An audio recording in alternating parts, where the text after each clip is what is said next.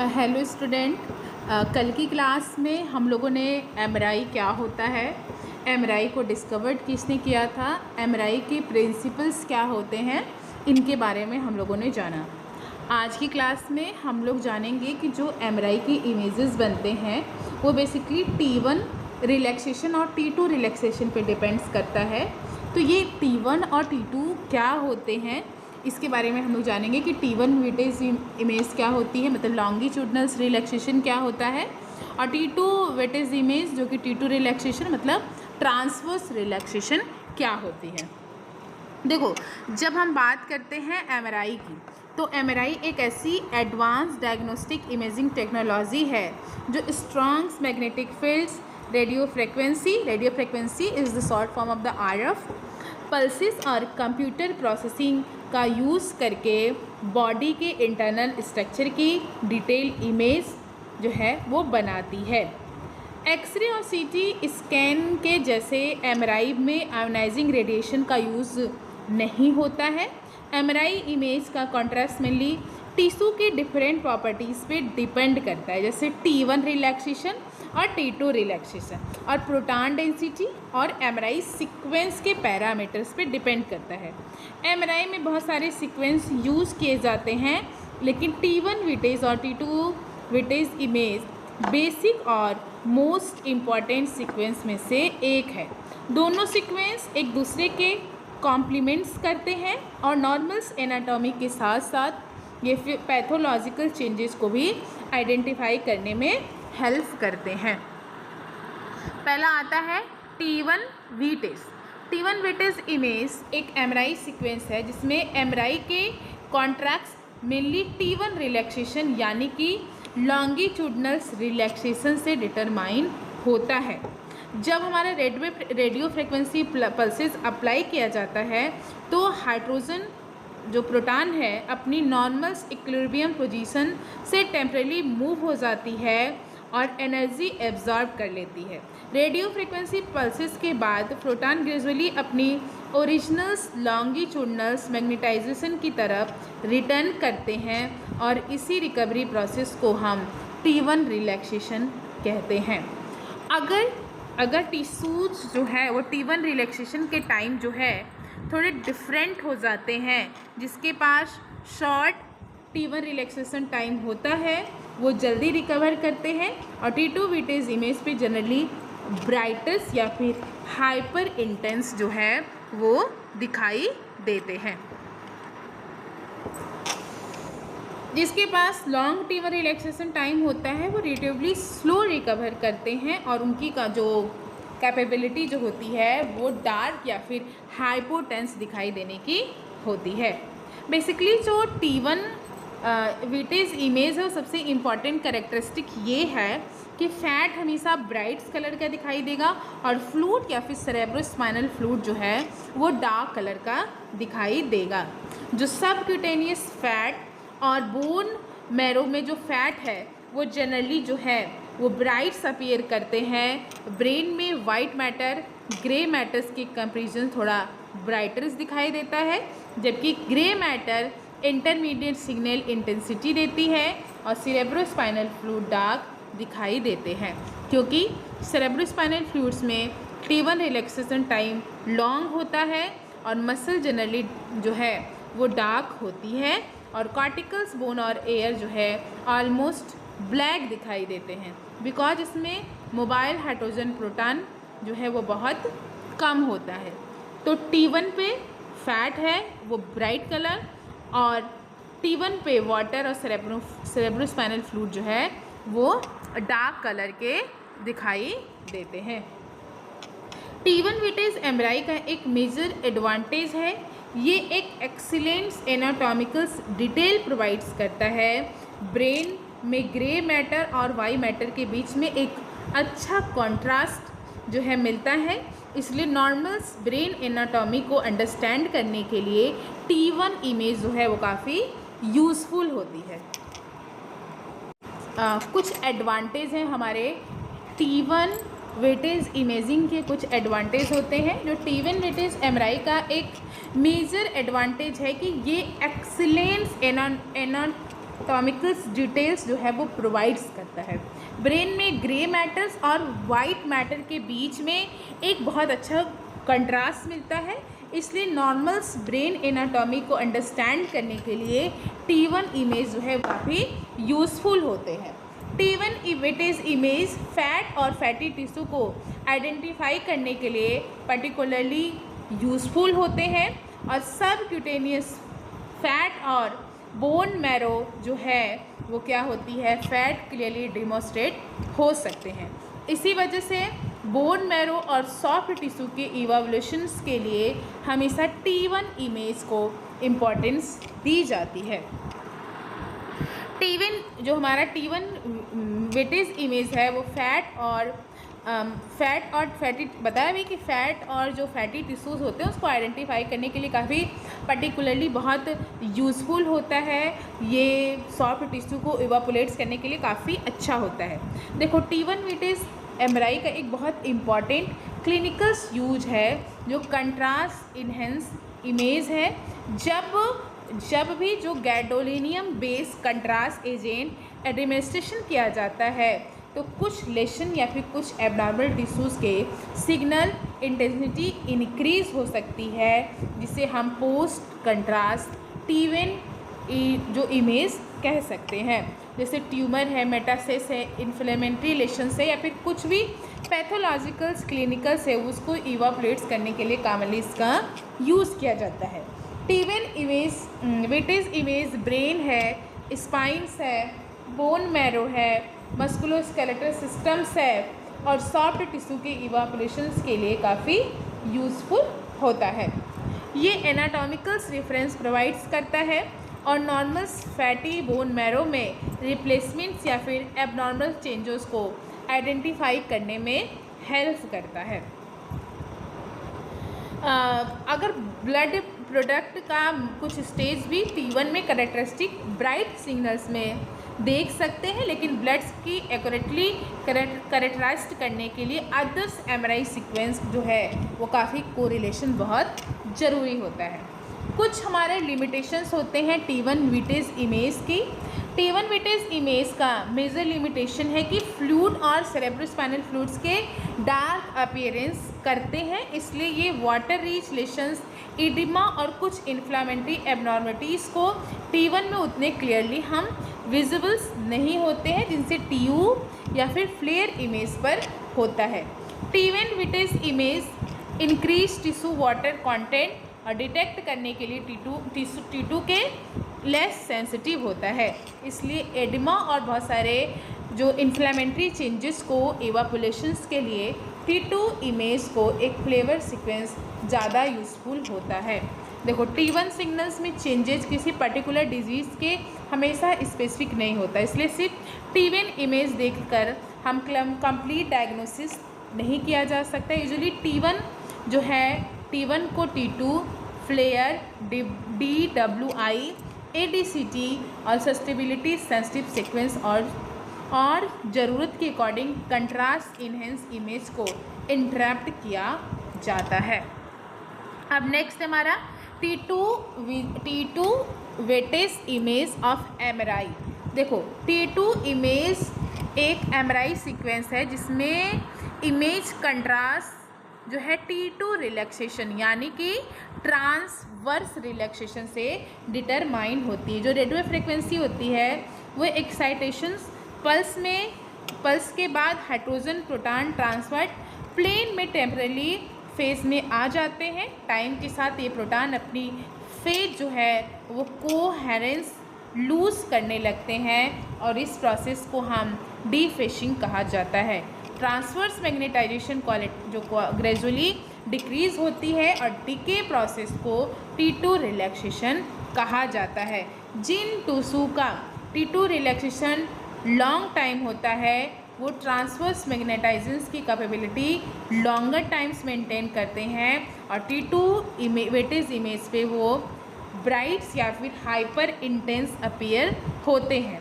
जिस टिश्यू का T2 relaxation time short होता है वो रिलेटिवली डार्क अपीयर होते हैं। T2 इमेज में टिश्यू के अपीयरेंस का क्या रोल है? देखो टी2 विटेज इमेज सबसे इम्पॉर्टेंट करेक्टरिस्टिक है कि वाटर जो है हमेशा ब्राइट्स कलर के दिखाई देंगे, इसीलिए सेरेब्रोस्पाइनल फ्लूइड्स और अदर फ्लूइड जो टिश्यूज़ हैं वो ब्राइट दिखाई देते हैं, और ग्रे जो मैटर है जनरली वाइट मैटर्स के कंपेरिजन्स में थोड़ा ब्राइटर दिखाई देता है। वाइट मैटर रेडुअली डार्क होता है, मसल्स जनरली फ्लूइड्स के कंपेरिजन्स में डार्क होते हैं, जबकि कॉर्टिकल्स, बोन्स और एयर ब्लैक दिखाई देते हैं। पैथोलॉजिकल टिश्यू की फ्रीक्वेंसी वाटर कंटेंट इंक्रीज हो जाता है, इसी वजह से एडिमा हो, इन्फ्लामेशंस हो, या फिर बहुत सारे पैथोलॉजिकल लेशंस के लिए टी2 विटेज इमेज पे ब्राइट दिखाई दे सकते हैं। याद रखो टी2 में water is the bright in colour दिखाई देता है। कुछ एडवांटेज है हमारे टी2 विटेज इमेजिंग का। टी2 विटेज इमेजिंग का सबसे इम्पॉर्टेंट एडवांटेज है कि ये इंक्रीज टिश्यू वाटर कंटेंट को काफ़ी क्लियरली डिमॉन्स्ट्रेट करता है, और टी2 इमेज एडिमा, इन्फ्लामेशंस, इन्फेक्शंस, बहुत सारे ट्यूमर, सिस्टेटिक लेशंस या फिर बहुत सारे पैथोलॉजिकल प्रोसेस को डिटेक्ट करने के लिए हाईली यूज़फुल होता है। ब्रेन में एमआरआई और टी2 इमेज में जो इमेज है वो बहुत सारे पैथोलॉजिकल्स को क्लियरली डिमॉन्स्ट्रेट कर सकती है। सेरेब्रल एडिमा हो, वाइट मैटर एबनॉर्मलिटीज़ के लिए इवापोलेशंस में टी2 जो है वो बहुत पर्टिकुलरली इम्पॉर्टेंट होती है। टी2 इमेज जो है वो स्पाइनल इमेजिंग्स में भी एक्सट्रीमली यूज़फुल है। इसे स्पाइनल स्कार्ट, इंटरवर्टिब्रल डिस्क और सराउंडिंग सॉफ्ट टिश्यूज़ के एबनॉर्मलिटीज़ को इवापोलेट किया जा सकता है। अगर किसी पैथोलॉजिकल टिश्यू में वाटर कंटेंट इंक्रीज़ होता है तो जनरली हाई सिग्नल यानी ब्राइट्स कलर का दिखाई देता है। कुछ हमारे मस्कुलोस्केलेटन एमआरआई में टी2 और others fluid sensitive sequence joints, जो टी2 विटेज इमेज होता है बेसिकली स्पाइनल्स इमेजिंग्स में भी एक्सट्रीमली यूज़फुल होता है। ये स्पाइनल स्कार्ड है, इंटरवर्टिब्रल डिस्क के चारों तरफ की सॉफ्ट टिश्यूज़ के जो एबनॉर्मलिटीज़ होती है उसको इवापोलेट करने में हेल्प करता है। अगर किसी पैथोलॉजिकल टिश्यू में वाटर कंटेंट इंक्रीज हुआ तो ये जनरली हाई सिग्नल्स है कि वो ब्राइट्स कलर का दिखाई देगा। मस्कुलोस्केलेटन एमआरआई में टी2 और उसके ब्राइट फ्लूइड सेंसिटिव सीक्वेंस जैसे कि जॉइंट्स फ्लूइड है, लिगामेंट्स इंजरी है, टेंडन इंजरी है, मसल्स इंजरी है, इन्फ्लामेशन से एडिमा है या डिस्क पैथोलॉजी को डिमॉन्स्ट्रेट करने के लिए काफ़ी यूज़फुल होता है। टी2 इमेज में सिस्टिक फ्लूइड कंटेनिंग लेशंस को आइडेंटिफाई में भी काफ़ी हेल्पफुल है, क्योंकि फ्लूइड जो है वो जनरली ब्राइट्स कलर के इसमें दिखाई देते हैं। कुछ लिमिटेशंस होते हैं, जैसे कन्वेंशनल टी2 विटेज इमेज का एक मेजर लिमिटेशन है कि ये सेरेब्रोस्पाइनल फ्लूइड्स को काफ़ी ब्राइट दिखाई देता है, इसलिए वर्टिकल्स और कॉर्टिकल सरफेस के पास प्रेजेंट कुछ small lesion of cerebrospinal fluids की एक हाई सिग्नल के साथ डिफ़िकल्ट हो जाता है आइडेंटिफिकेशन। इसी प्रॉब्लम्स को ओवरकम्स करने के लिए एमआरआई में फ्लेयर मतलब फ्लूइड्स एटेन्यूएट्स इन्वर्सन रिकवरी सीक्वेंस का यूज़ किया जाता है, जिसमें देखो जो टी2 की हाइपर इंटेंसिटी भी क्या करती है, किसी भी डिजीज़ स्पेसिफिक नहीं होती, बहुत सारी कंडीशन में टिश्यू जो है वाटर इंक्रीज होने की वजह से टी2 सिग्नल्स ब्राइट हो सकती है, इसलिए सिर्फ टी2 हाइपर इंटेंसिटी देखकर स्पेसिफिक डायग्नोस्टिक करना थोड़ा मुश्किल हो जाता है। देखो जब बात होती है टी2 इमेजिंग्स की जनरली, जैसे टी1 है, फ्लेयर है, DWI है, ADC है, या सस्टेबिलिटी सेंसिटिव सीक्वेंस या फिर कंट्रास्ट इन्हेंस इमेज के साथ को रिलेट्स किया जाता है, तो पेशेंट्स की मोमेंट्स, मेटल या फिर अदर एमआरआई आर्टिफैक्ट भी इमेजिंग क्वालिटी जो है वो दिखाई देती है। अब हम देखेंगे कि what is difference between T one and T two weighted image. T one और टी2 विटेज इमेज में क्या डिफरेंसेस होते हैं? देखो टी1 और टी2 विटेज जो है वो एक फंडामेंटल डिफरेंसेस है ऑफ द रिलैक्सेशन मैकेनिज़म्स पे काम करता है ये। T1 इमेज जो है वो लॉन्गिट्यूडनल रिलैक्सेशन इमेज कंट्रास्ट को मेनली डिटरमाइन करता है, जबकि T2 इमेज ट्रांसवर्स रिलैक्सेशंस का मेन फैक्टर होता है। T1 विटेज जो है वो इमेज में फैट को ब्राइट, सेरेब्रोस्पाइनल फ्लूइड को डार्क होता है, जबकि T2 में जो विटेज इमेज है वाटर और सेरेब्रोस्पाइनल फ्लूइड जो है वो ब्राइट होता है। ब्रेन में वाइट मैटर, T1 पे जनरली ग्रे मैटर ब्राइट होता है, जबकि T2 में ग्रे मैटर जो है वो क्या होता है, ब्राइटस होता है। हम अब देखेंगे कि ये क्लिनिकली कितना इम्पॉर्टेंट है। देखो क्लिनिकली एमआरआई में T1 और T2 जो है वो सीक्वेंस को जनरली टुगेदर इंटरप्ट किया जाता है, बिकॉज दोनों डिफरेंटेड इंफॉर्मेशन प्रोवाइड्स करती है। सिंपल सी भाषा में T1 विटेज इमेज हमें एनाटॉमी और टिश्यू स्ट्रक्चर को अंडरस्टैंड कराने में हेल्प करती है, जबकि T2 विटेज इमेज हमें abnormals, increase water content and pathology को आइडेंटिफाई कराने में हेल्प करती है। फॉर एग्जांपल दैट मान लो किसी को ब्रेन ट्यूमर में ट्यूमर टिश्यू की इंक्रीज वाटर कंटेंट की वजह से लेशन T2 में ब्राइट हो सकता है।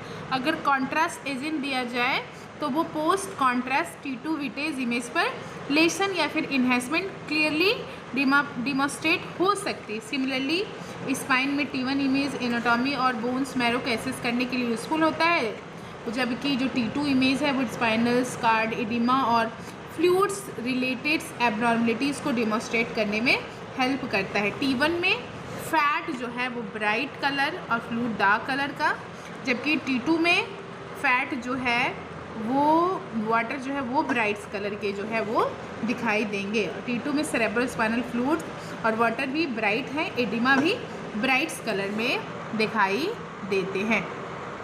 अब हम लोग देखेंगे एडवांटेज ऑफ एमआरआई। देखो एमआरआई जो है वो एक non invasive diagnostic imaging technology है जो स्ट्रॉन्ग मैग्नेटिक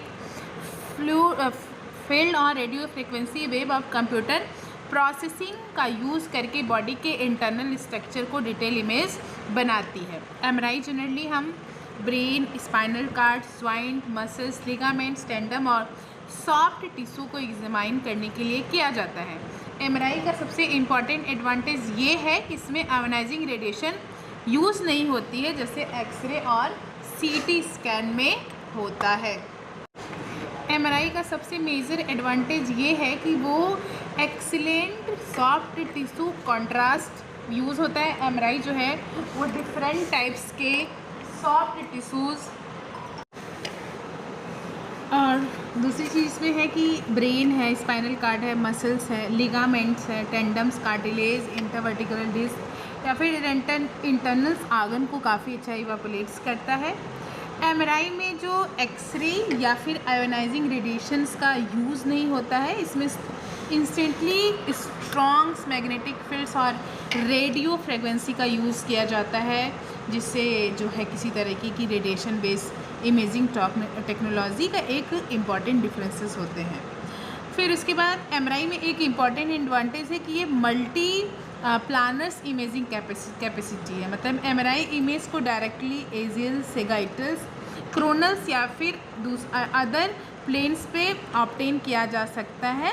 इसके लिए पेशेंट को हर प्लेन्स के लिए फिजिकली रिपोजिशन करना ज़रूरी नहीं है। इसका एनाटॉमिकल रिलेशन भी काफ़ी क्लियरली समझने में हेल्प मिलती है। ब्रेन है, स्पाइनल है, जॉइंट्स है, मस्कुलर स्केलेटल स्ट्रक्चर को इवापोरेट्स करने के लिए एक मल्टी प्लानर इमेजिंग काफ़ी यूज़फुल होता है।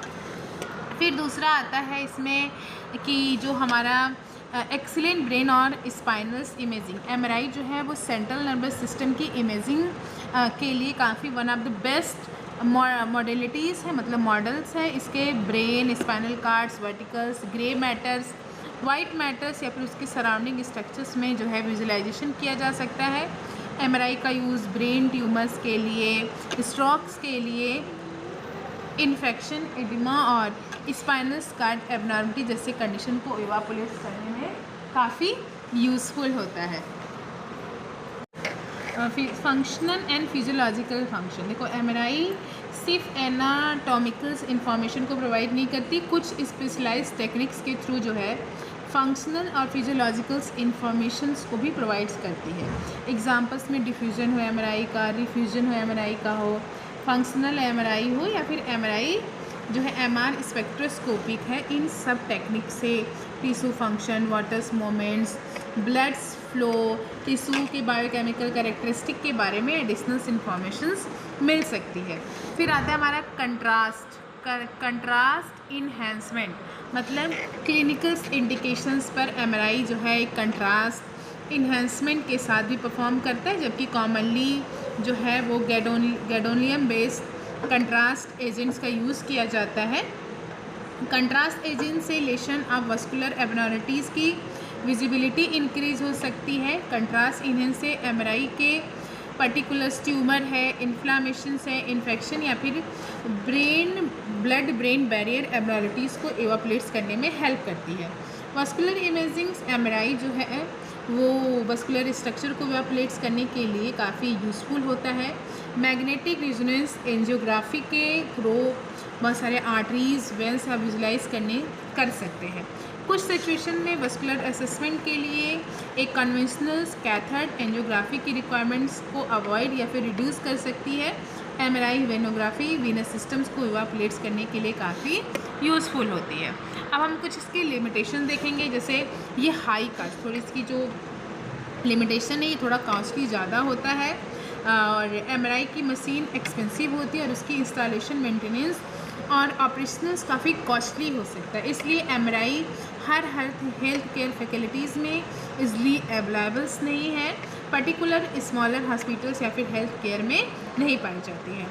फिर इसके बाद इसका जो एग्जामिनेशन टाइम होता है काफ़ी लंबा होता है। एमआरआई जनरली टाइम कंज्यूमिंग होती है। स्कैन की ड्यूरेशन बॉडी पार्ट्स की सिलेक्शन प्रोटोकॉल पे डिपेंड्स करती है। एक्सरे के कंप्रेशन बॉडी में एमआरआई की एग्जामिनेशन कुछ लॉन्गर होता है। इस केसेस में सीटी से भी लॉन्गर हो सकता है। इसी वजह से इमरजेंसी सिचुएशन में जहाँ वेरी रैपिड इमेजिंग रिक्वायर्स है वहाँ पे एमआरआई को जो है लेस सूटेबल्स माना जाता है। दूसरी चीज़ क्या होती है, ये थोड़ी सी एमआरआई जो है जनरली जो है वो एक पेशेंट के एग्जामिनेशन के दौरान रिलेटिव स्टिल रहना पड़ता है। अगर पेशेंट मूवमेंट करता है तो मोशन आर्टिफैक्ट प्रोडक्ट हो सकता है, इमेज क्वालिटी रिड्यूस हो सकती है। ये प्रोटोकॉल पर्टिकुलरली बच्चे के लिए या फिर किसी इल पेशेंट्स के लिए काफ़ी होता है जो कि प्रोलॉन्ग पीरियड तक वो स्टिल नहीं रह पाते हैं। फिर आता है मेटेलिक ऑब्जेक्ट्स एंड इम्प्लांट्स। देखो एमआरआई जो है वो एक स्ट्रॉन्ग मैग्नेटिक फील्ड्स या फिर मेटेलिक ऑब्जेक्ट या फिर सर्टेन इम्प्लांट्स के साथ सेफ्टी कंस्ट्रक्ट क्रिएट करना काफ़ी ज़रूरी होता है। Ferromagnetic object strong magnetic fields में मूव कर सकता है और डेंजरस प्रोटेक्टाइल्स बन सकता है। कुछ इम्प्लांट्स मेडिकल डिवाइसेस या फिर मेटेलिक्स फॉरेन बॉडीज़ एमआरआई के साथ कंट्राइंडिकेटेड हो सकती है, जबकि कुछ डिवाइस एमआरआई कंडीशनर्स हो सकती है।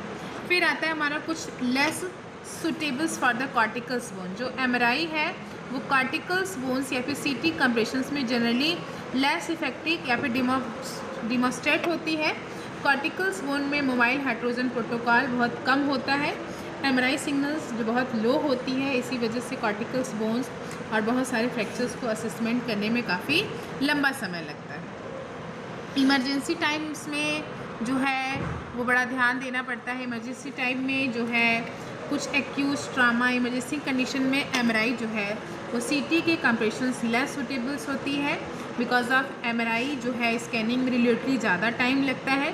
सीटी फास्ट होती है और एक्यूट फ्रैक्चर्स या फिर बहुत सारे टाइप्स के एक्यूट हेमरेज को क्विकली डेमोस्ट्रेट कर सकती है। फिर आता है हमारा एमआरआई आर्टिफैक्ट। जो एमआरआई इमेज में डिफरेंस काफ़ी आर्टिफैक्ट आ सकता है। ये आर्टिफैक्ट पेशेंट्स के moments, magnetic susceptibility, metallic objects, blood flow, chemical shifted या फिर बहुत सारे टेक्निकल फंक्शन की वजह से हो सकता है।